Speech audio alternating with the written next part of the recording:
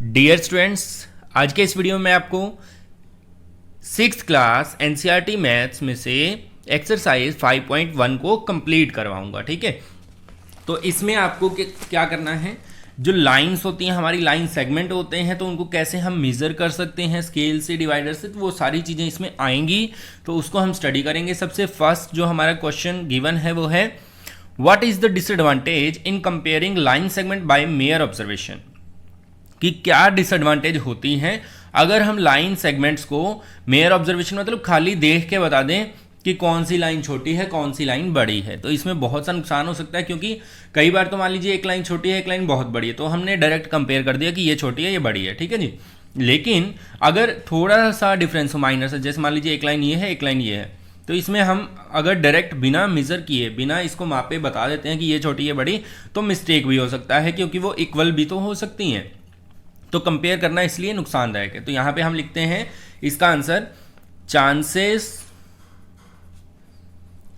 Of error, chances of error due to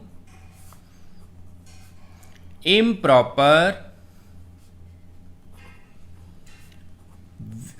माफ कीजिए viewing. ठीक है, क्या हो सकता है, चांस ऑफ एरर है, गलत होने के चांसेस हो जाते हैं, बढ़ जाते हैं, क्योंकि डायरेक्ट इम्प्रॉपर व्यूइंग मतलब प्रॉपर हम उसको देख नहीं पाते हैं। अगर मान लीजिए थोड़े डिफरेंस पे भी है, अब ये तो नज़दीक नज़दीक है, एक लाइन यहाँ पे एक लाइन यहाँ पे, डायरेक्ट हम बताएंगे तो वो गलत भी हो सकता है। तो ये आपने इसके आंसर में लिख देना है। नेक्स्ट करते हैं, why it is better to use divider than a ruler, divider का यूज़ करना रूलर से ज़्यादा बेटर क्यों है। Divider while measuring the length of a line segment, अगर एक लाइन सेगमेंट की लेंथ को हम मेजर कर रहे हैं तो डिवाइडर का यूज करना बेटर क्यों रहेगा स्केल से। ठीक है, तो आपको क्या ध्यान रखना है, स्केल में जैसे ये स्केल है तो स्केल में कुछ थिकनेस होती है, इसमें व्यूइंग एंगल होते हैं। थोड़ा सा आप इधर से ऐसे देखोगे, इंक्लाइंड देखोगे तो कुछ और दिखेगा, इधर से इंक्लाइंड होकर देखोगे कुछ और दिखेगा, बिल्कुल ऊपर से अगर आप देखते हो तो करेक्ट दिखता है। ठीक है, इस तरह से अगर हम तिरछा करके देखें तो भी कुछ अलग दिखेगा। तो अगर हम डिवाइडर रख के ऐसे डिवाइडर की दोनों कोने को रख के मापते हैं स्केल के ऊपर रख के, तो ज़्यादा बेटर रहता है। तो इसमें सिर्फ सिंपल सा आंसर आपने लिखना है फॉर एक्यूरेट मेजरमेंट्स, यहां पे ऐसे है मेजरमेंट्स। किस लिए हमें डिवाइडर यूज करना चाहिए, ताकि मेजरमेंट्स जो हैं वो एक्यूरेट रहें। ठीक है, नेक्स्ट करते हैं, ड्रा एनी लाइन सेगमेंट से ए बी, एक लाइन सेगमेंट बनाओ जिसका नाम रखना है आपने ए बी। तो एक लाइन सेगमेंट हम बना देते हैं और इसका नाम हमने रख दिया ए बी। फिर आपको क्या करना है, take any point C line lying in between A and B, कोई भी पॉइंट सी लो जो इनके बीच में आता हो। मान लीजिए हम यहां पे लेते हैं, ठीक है, और इसका नाम रख दिया हमने C. Measure the length of A B, B C and A C, length इनकी मेजर करो ए बी और बी सी और ए सी की।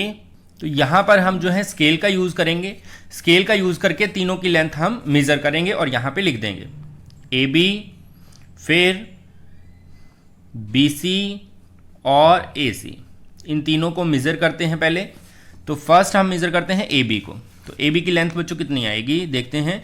ए से बी तक जो है वो 8 सेंटीमीटर हमने बनाई। आप कितनी भी लाइन बना सकते हैं, कोई बाउंडेशन नहीं है इसमें। ठीक है, तो हमने 8 बनाई, तो ए बी को हम लिख देते हैं 8 सेंटीमीटर। फिर हमें बी सी देखना है, बी सी देखो कितनी है, बी सी है 5 सेंटीमीटर। और अब हम देखते हैं ए सी को, तो ए सी है हमारी 3 सेंटीमीटर, है ना, 3 सेंटीमीटर। तो यहां लिख देते हैं 3 सेंटीमीटर। तो हमें क्या चेक करना है फिर, is A B is equal to A C plus B C. हमसे क्वेश्चन किया गया कि क्या A B is equal to A C plus C B, लिखा हुआ है कि बी सी, सी बी और बी सी एक ही बात है। ठीक है, आप सी बी ही लिखते हैं जो इसमें गिवन है। तो ए बी की लेंथ हमने निकाली है 8 इज इक्वल टू ए सी की लेंथ हमने निकाली है 3 प्लस बी सी भी एक ही बात है 5। तो देखते हैं दोनों साइड इक्वल आती हैं, बिल्कुल ये तो इक्वल आ रही हैं, तो आंसर हम देंगे यस। ठीक है, ये क्वेश्चन था आपका थर्ड। नेक्स्ट करते हैं fourth, if A B C are 3 points on a line such that AB is equal to 5 centimeter, BC is equal to 3 and AC is equal to 8 centimeter. Which one of them lies between other two? कौन जो है वो बाकी दो points के बीच में आता है? तो 3 पॉइंट है यहाँ पे. आप देखो, पहले हम बनाते हैं सबसे बड़ी लाइन.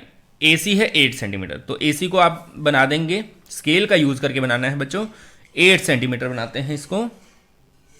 0 से स्टार्ट करना है. एक बच्चे को मैंने देखा था वो 1 से स्टार्ट करता है. बच्चों 1 से नहीं स्टार्ट करना है. 1 से स्टार्ट करोगे तो 7 सेंटीमीटर हो जाएगा. 0 से स्टार्ट करके 8 बनेगा. ठीक है, अब इसका नाम हमने रख दिया A और C. ठीक है, अब ए बी लाइन जो है वो 5 सेंटीमीटर तक है, तो आपने इसी के ऊपर ए बी को मेजर करना है, क्योंकि ए पॉइंट तो बन चुका है पहले. ए बी, बी कहाँ पे आएगा? ए से 5 सेंटीमीटर दूर, तो यहाँ पर आएगा पॉइंट बी. ठीक है, और बी सी कितनी है बच्चों? 3. तो बी से सी देखो 3 आ गया ना, 3 आ गया. तो बीच में कौन पॉइंट आया? तो बीच में आया बी. तो आप लिखोगे बी लाइज बिटवीन शॉर्ट में ऐसे लिखा जाता है, बिटवीन ए एंड सी. ठीक है, इस तरह से आपने इसको करना है. नेक्स्ट है 5th क्वेश्चन.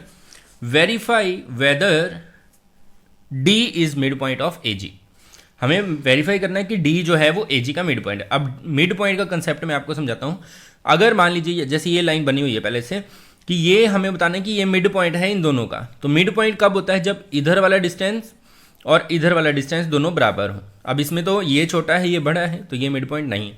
मिड पॉइंट वो होता है जहां से दोनों तरफ का डिस्टेंस बराबर हो. ठीक है, मान लीजिए यहाँ पे बी है, तो ए बी बराबर बी सी होना चाहिए, तभी मिड पॉइंट होता है. सेम वे में यहाँ पे डी मिड पॉइंट बताना है ए जी का, तो ए डी बराबर होना चाहिए डी जी के. अगर ये बराबर है तो हम आंसर देंगे यस. तो इसको सॉल्व करते हैं. तो हमें पहले लिखना है ए से डी. ठीक है, क्योंकि डी को मिड पॉइंट दिखाना है, तो डी से इधर वाला डिस्टेंस ए से डी और डी से जी, ये मेजर करते हैं कितने. ए से डी देखते हैं पहले. अब ये जो है ये नीचे सेंटीमीटर हम इसको मान के चलेंगे या फिर यूनिट्स. तो ए से डी में कितने यूनिट है? 1. ये वाला हिस्सा देखो 1 2 3 यूनिट है यहाँ पर. ठीक है, 0 से नहीं स्टार्ट करना है, ना ही काउंटिंग देखने की जरूरत है आपको. आपने यहाँ से मेजर करना है 1 2 3.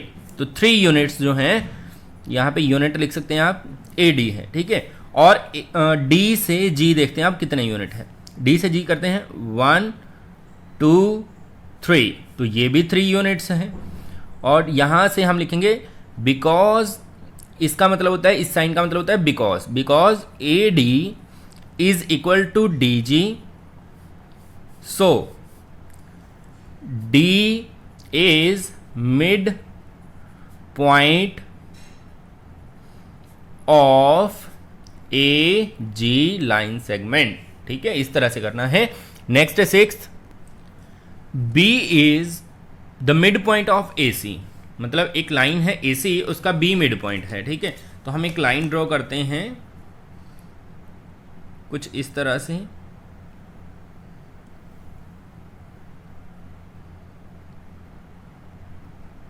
तो इसका मिड पॉइंट हो जाएगा ये. ठीक है, तो यहाँ पे दिया गया B is mid point of A C. तो यहाँ पे है A, यहाँ पे है C और यहाँ पे है B. ये मिड पॉइंट हो गया. अब मिड पॉइंट का मतलब क्या होता है? मैंने आपको बताया था, यहाँ से लेके यहाँ तक का डिस्टेंस बराबर है यहाँ से यहाँ. तो दैट इज, यहाँ लिखेंगे because B is mid point of A C, so के लिए इस तरह से लिखा जाता है. So A B is equal to B C. ये तो हो गया हमारा फर्स्ट पॉइंट. फिर हमें कहा गया C is mid point of B D. मतलब B से कोई पॉइंट D आएगा जिसका C मिड पॉइंट है.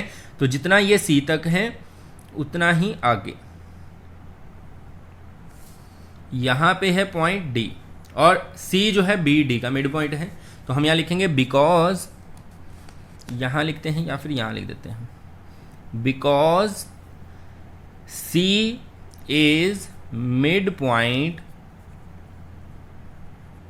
Of BD line segment, so B से C BC is equal to CD।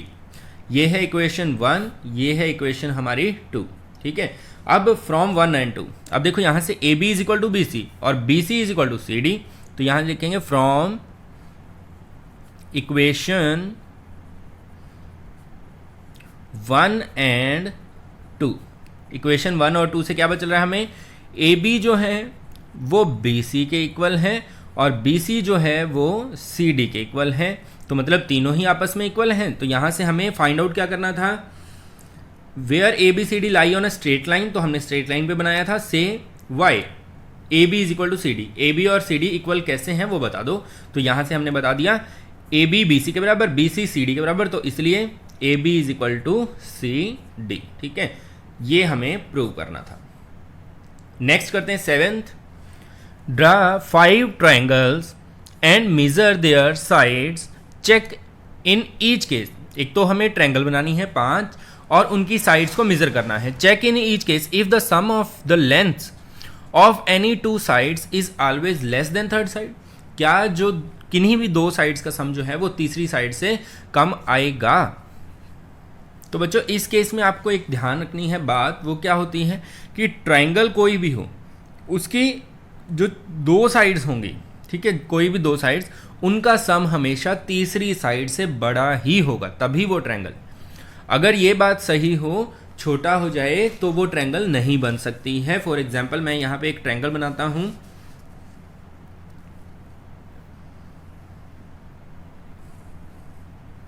जैसे ये मैंने लिया 12 सेंटीमीटर और यहाँ पे मैंने लिया 5 सेंटीमीटर और इस तरफ हमारा हो जाएगा 13 सेंटीमीटर।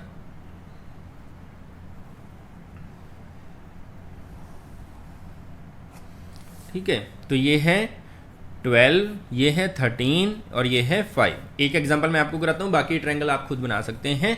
तो इसमें क्या करना है, हमें कोई भी 2 साइड्स को जोड़ो। मान लीजिए हम इन 2 साइड को जोड़ते हैं 12 प्लस 5, तो ये हमेशा बड़ा आएगा तीसरी साइड से।